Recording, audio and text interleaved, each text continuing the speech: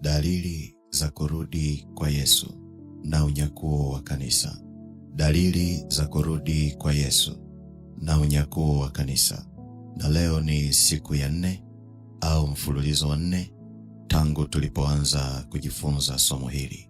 Bwana Yesu asifiwe. Ujumbe wa leo hautakuwa mwepesi. Ni ujumbe mgumu sana. Kuna watu wataumia baada ya kusikiliza neno ninalofundisha siku ya leo. Lakini nia yangu si kuumiza mioyo ya watu. Nia yangu ni kuziponya roho za watu ili waende mbinguni. Pengine ingekuwa ni maamuzi yangu binafsi, nisingekufundisha somo la leo. Lakini Mungu aliyeniita kwenye utumishi ameniambia nikufundishe. Sasa ole wangu niwaogope wanadamu na nikae kimya. Mungu atanidai kwa kila nafsi itakayopotea. Na mimi sitaki Mungu anidai.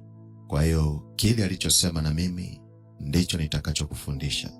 Halafu mwisho wa siku sasa, wewe binafsi utafanya maamuzi kwa ajili ya manufaa ya roho yako. Bwana Yesu asifiwe. Muda umesogea sana, na hivi karibuni dunia nzima inaenda kushuhudia unabii wa Biblia ukitimia mbele za macho yao. Kila nafsi itashuhudia kwamba Yesu hakukosea aliposema mbingu na nchi zitapita, lakini maneno yake hayatapita kamwe. Na aliyasema hayo alipokuwa akizungumza habari za kurudi kwake kulinyakua kanisa na mwisho wa dunia. Kwa hiyo ninakuhimiza usijisahau, hata kama unaona watu wengine wamejisahau. Usiache kuomba hata kama unaona watu wengine wameacha kuomba. Usirudi nyuma hata kama unaona watu wengine wanarudi nyuma.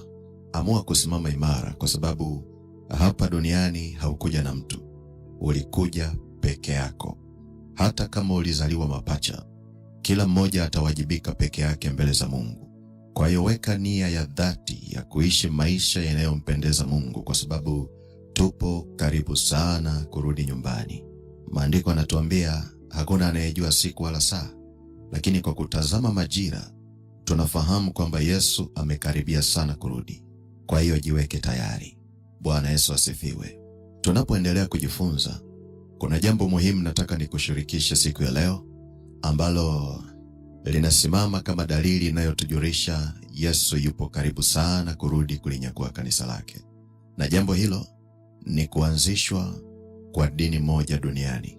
Kuanzishwa kwa dini moja duniani. One world religion. Kama umekuwa ukifuatilia mfululizo wa mafundisho haya, utakumbuka nilikuambia mpinga Kristo hawezi kuanza kufanya